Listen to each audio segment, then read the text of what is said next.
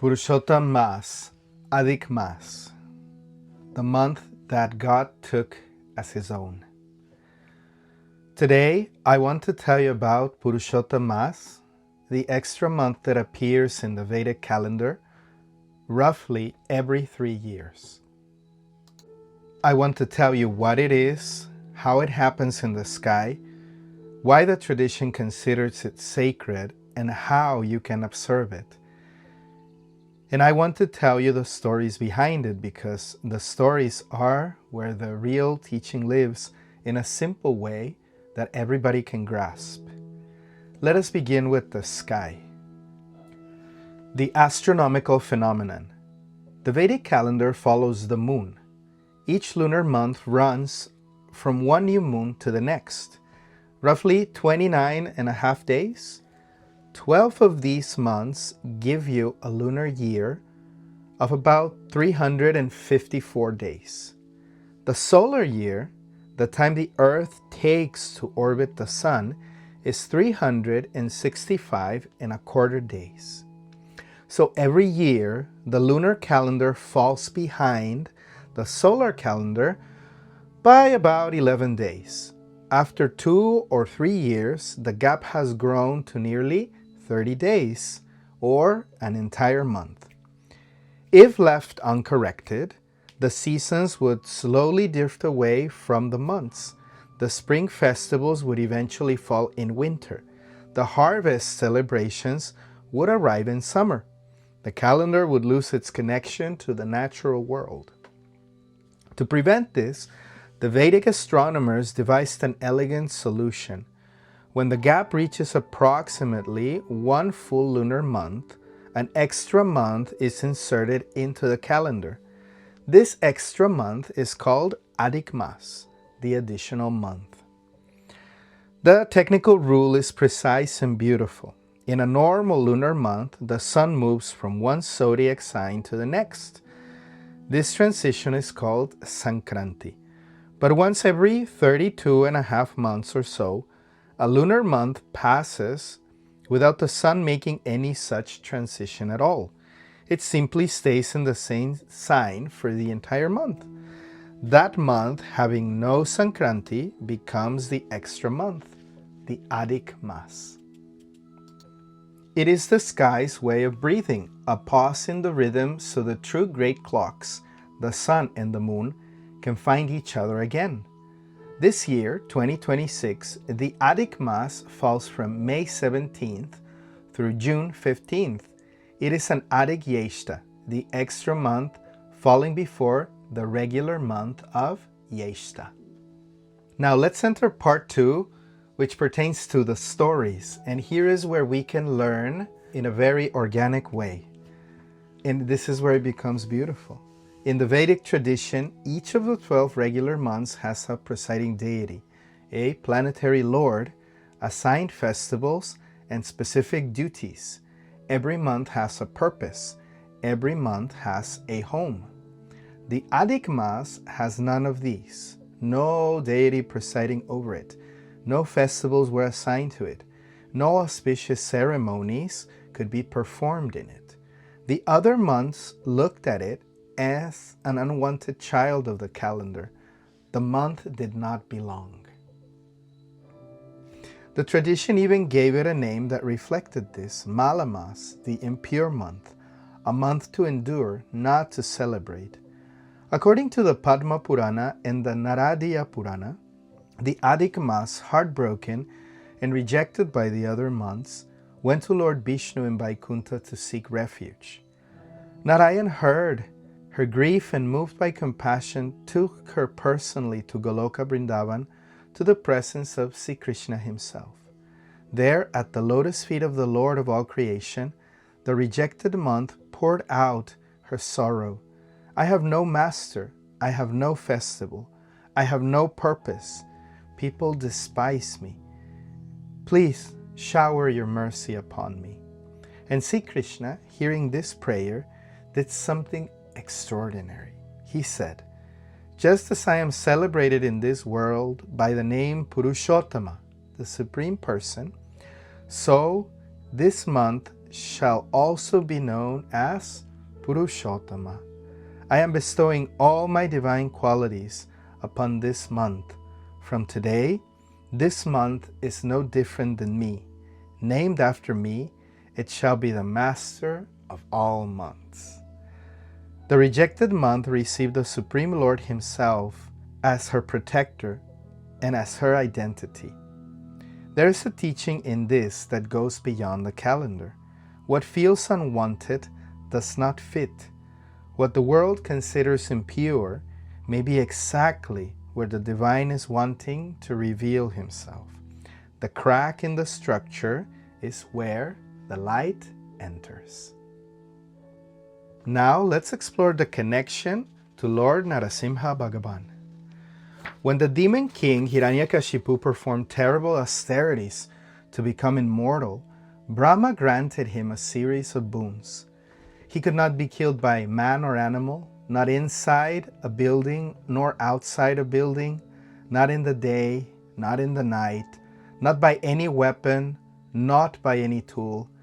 And among his 11 protections, this one, he could not be killed during any of the 12 months of the year. Hiranyakashipu believed he had covered every possibility, outsmarting the Lord Himself. He had accounted for every direction, every time, every form, every weapon. He was, in his own mind, invincible. But he forgot one thing. Every 3 years, the sky itself produces a month that does not belong to the 12. The 13th month, the Adhika Masa, the month outside the count.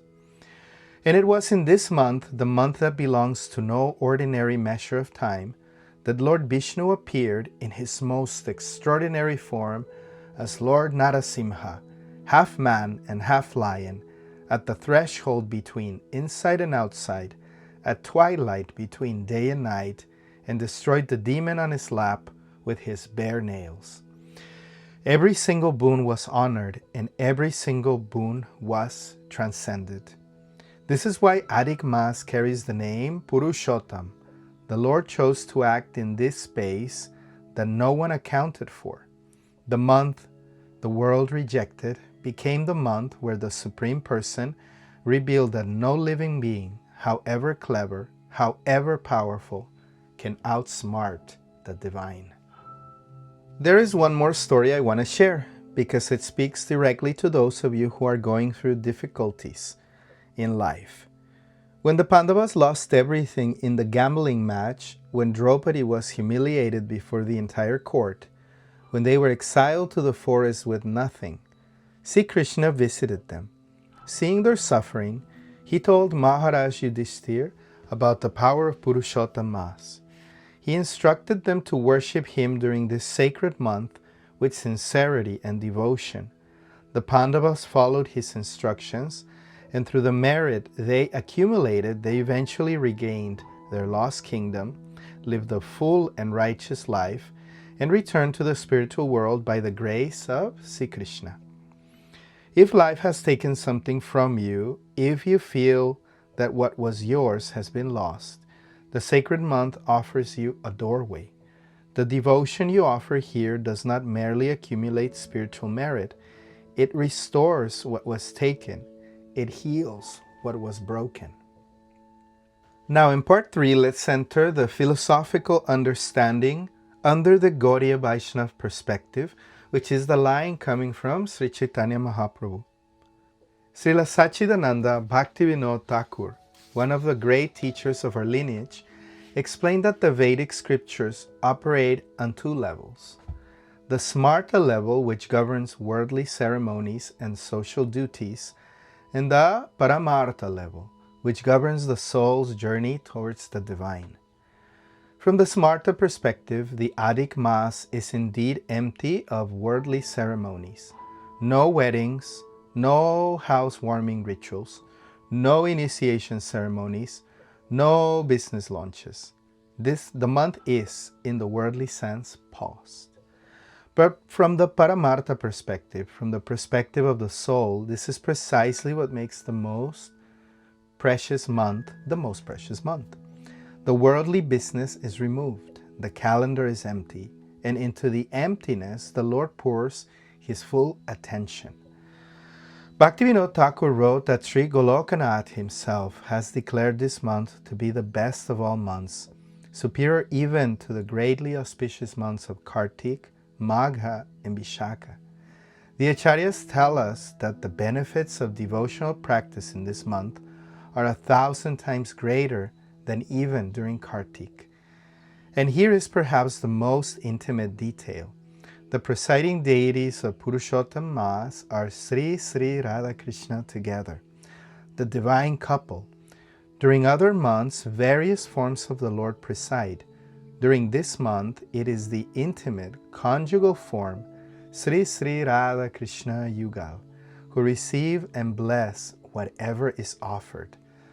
The month that was considered impure is, for the devotee, the purest of all. Part 4. The practice. How to observe Purushottama Month. You don't need to be a monk to observe this month.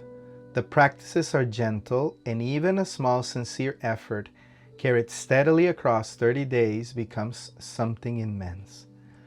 You can rise early. If you can, wake during Brahma Muhurta, the quiet hour and a half before sunrise.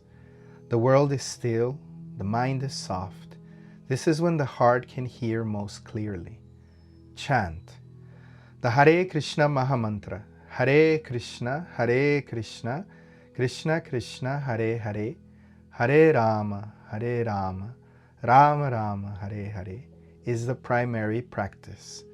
If you already have a chanting practice, increase it modestly during this month.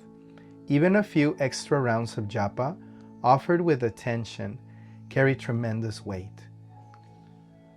Offer light. A ghee lamp offered to an image of Radha Krishna morning and evening is one of the most recommended practices. If ghee is unavailable, sesame oil or even a simple candle offered with sincerity carries the same devotion. Hear and read. Read from the Srimad Bhagavatam, especially the pastimes of Krishna in Vrindavan. The teachers specifically recommend the Brahma Stuti in the 10th canto, chapter 14, as a daily reading. Listen to Harikatha from senior Vaishnavas whenever the opportunity presents itself. Give. Charity during Purushottama Masa carries fruits that do not decay. The tradition especially honors the offering of food to devotees and those in need. Giving 33 milk cakes cooked in ghee is mentioned in the Hari Bhakti Vilas, but any sincere offering of food, clothing, or support carries the same spirit. Remain truthful. Take a vow of truthfulness for the month. Be careful not to criticize others, especially those on a spiritual path. Let your words carry only what is true and kind. Simplify. Reduce unnecessary consumption and distraction. This is a month to turn inward, to let the heart become quiet enough to hear what it has been trying to tell you. What to pause? For worldly ceremonies, the tradition asks you to wait. No weddings, no housewarmings, no new business launches, no sacred thread ceremonies during the Adhika Masa. This can resume after June 15th, when the regular month of Yeshta begins. This is not a punishment, it is a gift. The calendar itself is saying, for these 30 days, the world can wait. Anything that is materially oriented can wait. Let the sacred have your full attention. What are the key dates? Let me give you the dates that carry special significance within this month. May 17th, the Purushottama Masa begins. The best day to set your sankalpa or your spiritual intention for the month. May 27th, Padmini Ekadashi, a rare Ekadashi that occurs only during Adhika Masa. Fasting and prayer on this day carry extraordinary merit. May 31st, Purushottam Purnim, the peak energy of the month. Full moon night within the sacred month, whatever prayer you offered is amplified by both the moon's fullness and the Lord's special attention. June 1st. Jupiter enters Cancer, his sign of exaltation. This is the most auspicious planetary transit of the year, and it begins inside the sacred month. I will speak about this in a moment. June 11th, Parama Ekadasi, the second great Ekadasi of the month, focused on charity and japa. June 15th, Adhika Masa, the closing day, ideal for ancestral prayers, charity, and completing any vows you have taken. Part 5. The rare convergence. Jupiter enters Cancer inside the sacred month. Now I want to tell you about something that makes this particular Purushottama Masa extraordinarily rare. On June 1st, while the sacred month is still in full bloom, Jupiter enters Cancer, the sign of his exaltation. In Vedic astrology, exaltation means a planet has reached its absolute highest strength, its most benevolent and most generous expression. Jupiter exalted is wisdom at full power, grace at full flow, dharmic protection at its deepest. Jupiter enters Cancer roughly once every 12 years, and Purushottama Masa occurs roughly every 3 years. For both of these to coincide, for the most auspicious planetary transit of a 12-year cycle to begin inside the most sacred month of the Vedic calendar, happens approximately once in a generation. The last time these two rhythms met like this was decades ago, and the next time will be decades from now. Whatever spiritual seeds you plant during this month will be watered by Jupiter's exalted grace for months to come. The combination is rare and it is real. And there is one more layer. The last day of Purushottama Masa, June 15th, overlaps with the opening of the 10-day Pushkar period, the window of amplified grace that accompanies Jupiter's entry into a new sign. So the sacred month does not simply end. It hands you directly into another window of blessing. One grace opens into the next. Guru and Krishna meeting in full exaltation. This is the sky's way of saying, whatever you offer now, offer it with your whole heart. Dear friends, let me close with the teaching that lives at the heart of everything I have shared today. The Adhika Masa was rejected. Without deity, without festival, without purpose, the world called this month impure, and the Supreme Lord took this month as his very own, named the month after himself, and declared the month the most sacred month of all. If there is something in your life that feels like it does not fit, something that the world has dismissed, or that you yourself have been ashamed of, perhaps that is exactly where the Lord is waiting. The month that had nothing received everything. The crack in the calendar became the doorway to God's grace. Begin simply, light a lamp, chant a prayer, give something small with sincerity. The Lord who took the rejected month and made his own is the same Lord who takes the parts of us we consider unworthy and holds them with infinite tenderness. Nothing offered in love during this month is ever lost. Hare Krishna, Krishna Krishna, Hare Hare, Hare Rama, Rama Rama, Hare Hare.